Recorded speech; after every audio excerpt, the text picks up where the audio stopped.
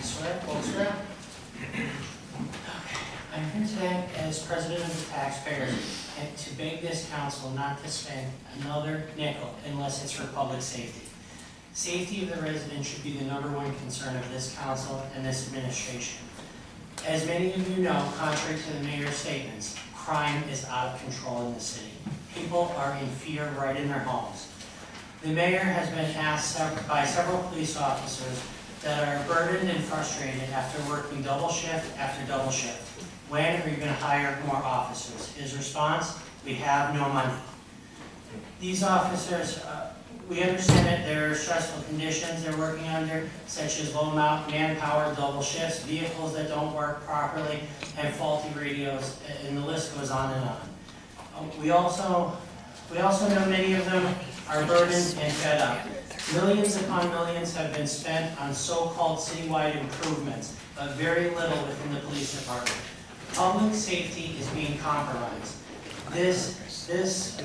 There has not been any police officers hired since 2009, and many have left the force between now and then. To date, there is no active police list or civil service testing scheduled. No money. We're sitting on a gold mine. We, the people of Wilkes Barre, are the owners of 541 acres in another municipality. 118 acres of it is a municipal golf course, which the taxpayers of Wilkes Barre receive nothing about. The mayor knows exactly what I'm talking about as he's just held his campaign fundraiser there last Thursday, Mayor? Right, very successful. Right. Scranton sold their municipal golf course at the tune of $3.5 million. And the land, around 400 acres, is Act 70. But Councilman George has been looking into this, and he believes we could sell this by applying for a motion through the orphans court. Also, there's a bill pending within the state that would make this a little bit easier to sell as well. Council is in control of selling this, and we can also earmark this money once sold for public safety. It's ridiculous that we try to sell or lease our parking assets that actually makes the city money. Also, it looks like we're trying to sell a parcel of property on East End, in the East End, as a park that was donated for children, and we're looking to sell that, but again, not the municipal golf course. I just don't understand the logic here. Why would we want to sell a park that benefits the people in the city in which they reside, but not a golf course in another town? Ridiculous. Yeah, first, let's let the records be straight. I'm very supportive of the sell golf course, very.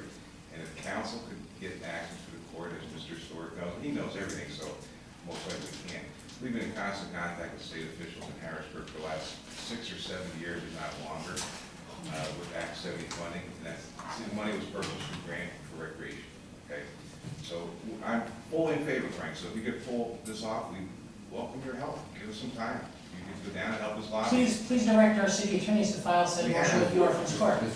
So we've been in constant contact. Just do your job. Bill, I'm sorry. As I'm being No, we're not gonna go reprimanded back. by the mayor, I'm not allowed to I'm not respond. recommending it, we just want to go back and forth. Bill, everybody else is going back and forth.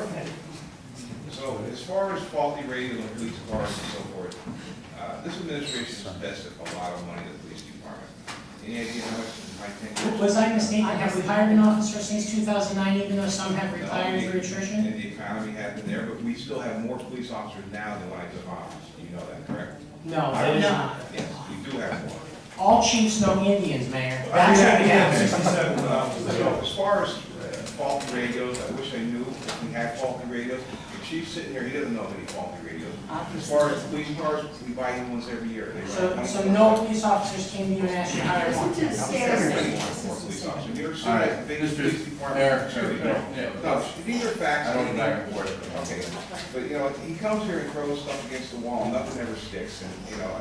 Well, not as long as you're How sitting many there people lying. were killed this year in Give us time. When I became the mayor, One death a month, Mayor. One death a Please, month. those How are many in facts. Scranton?